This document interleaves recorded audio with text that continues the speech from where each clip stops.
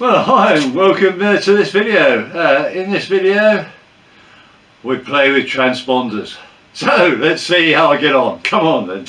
I'm going to start setting up for putting a plug on. I want to put on some sleeving, this type of sleeving, braided sleeving going back into the fuselage. So what I've done is, so I have the cables marked, I've just put a paint tag on, one of the blue and one of the red. I'll cut between those, and then I can take this section of wiring out. I'll do all the tie-ups, and I can slide the sleeving on and put it all back into position with a plug on the end. Well, there we have it. I've done the strings, or thread tie-ups at about hand width spacing for each one. It's not super critical. So now I can take off the temporary tie wraps, get those out of the way, and we can sleeve it. So there's the braiding on, attached to each end with the self-adhesive heat shrink, the heat activated heat shrink, so it's got the sticky glue that actually helps to glue it to the braid and to the wire at both ends. This will be a heat shrink on here just to keep the cables fairly neat, so I can thread it up through the heat shrink, through the braid, which effectively you sort of as you push it on, it expands.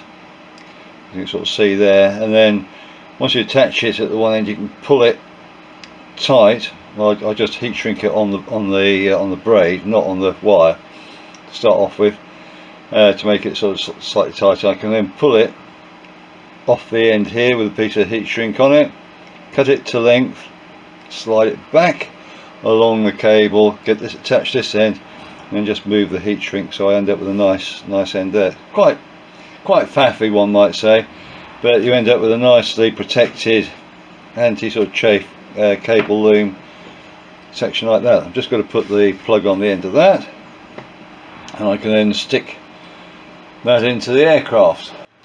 Right, so there's the waterproof plugs in position. I've yet to really podge these little seals right into there, into retainers, and at the front here it's spiral wrapped.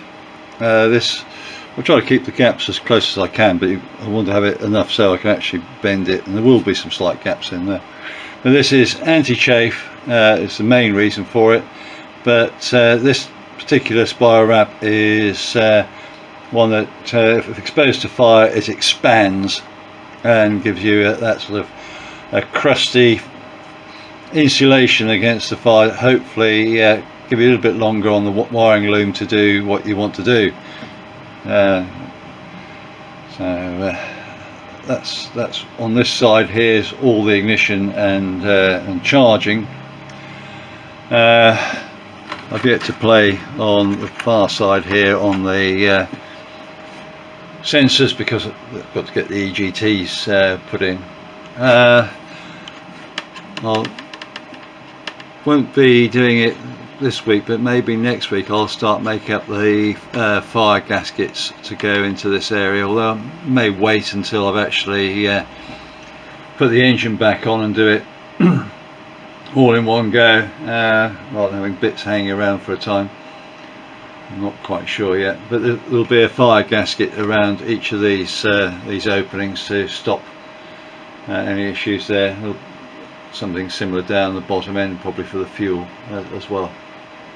And making up a loom to go through and down and under the seat here for the transponder. And what I'll effectively have is I'll have like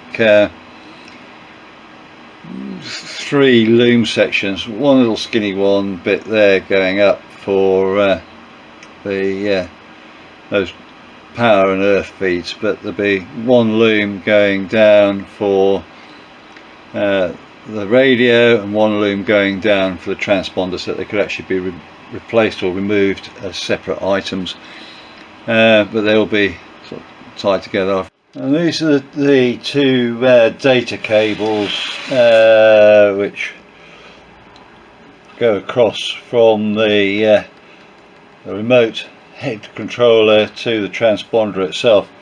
It says that they need to be twisted wires. It doesn't say what the twist rate should be, so I've gone for the standard CAN bus type twist, which is effectively a half turn every 20 to 30 millimeters is what's standard for a CAN bus. As you can sort of see, I've got it here about every 25 millimeters, so I'm halfway between. So I've done that all the way along, and I'll lay out the other wires and things. I've got the ends of the wires, you can sort of see it's white, but I've got them marked. I'm using marking heat shrink at each end and putting it down on my wiring diagram. I'm using aircraft grade cable that comes in any colour you like, as long as it's white. Well, there's the basic loom. The main power feed to the transponders, the red wire. All the other wires are there, including the twisted ones for the signal stuff, all the way through, colour coded at the ends. So now it's going to be putting it into that lot and running a pair of wires in and getting the plugs sorted out. Well, there's the loom, so to speak. Still got to terminate it on the plugs. I've got to borrow a crimping tool to do that, to do the pins. This lump of thing that's stuck on the side here, this is a chipped adapter that allows me to plug in. I'll just put a USB to USB extension in to plug into Pilot Aware, so that the GPS on the Pilot Aware can feed the transponder with GPS position for ADSB out. So that's a nice little sort of system to run in. Just helps other people a bit, makes me more visible, and I get ADSB in through Pilot Aware and various sources that way.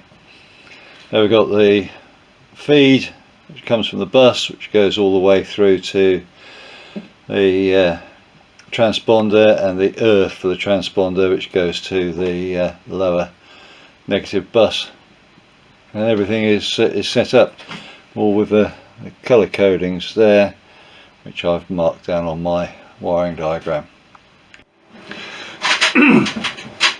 Well, here I am. I'm just wiring up the pins for going into the plug. This one's got male pins, and the other end, which I've already put together, had the female pin set. On the side of each of these, although it won't show on the camera, there's a very small hole, a witness hole, and as such, when you put your wire in, you should make sure that you get all the fibres in. The pin should stop on the insulation. Just when you check through the hole, you should see the wires there, and then using this crimping tool, you insert it all the way, squeeze and remove. Now, this tool is not a cheap tool, so unless you've got an avionics shop or somewhere that will lend it to you, you're going to be paying to do this sort of work, unless you really feel like forking out a lot of money for just doing the a few pins. I suppose you could buy it and then sell it, but I suppose those of you in the States, you've probably got it in your chapter. You might have one to be able to do the work. It's the sort of thing that you might have in your chapter to help you out. Okay, so the next bit of the equation is you have your plug bit. This is the receiving end, so it shows you that in this case here's number 1 to 13, 14 to 25 for this particular plug, and the smaller plug, it sort of went the other way, 1 to 5, 6 to 9. So I'm just taking a note of what the orientation is there. and I'm now going to be going down through my list here. So as we said, 1 to 13. I know that let's have a look. We've got a green wire here. I know that goes into number 2, so that's going to go into there, and literally it's just a push fit, and yellow goes into number 3, and I'll just carry on populating this whole setup. There's a special tool that you slide down here, down the back, to allow you to be able to pull pins out if you get it wrong, but hopefully take your time and get it right. Okay, so got it all assembled, all the pins are in, lots of blank spaces. Really and truthfully, we go through, looking at it, pin 1 to 5 I utilise, and then nothing again until pin 10 through to 15. The ones in between would be used for optional traffic display, which I haven't got, or a second control head to be able to set the squawk codes. And then after 15 it's quite weird, because, well, it's not weird, we've got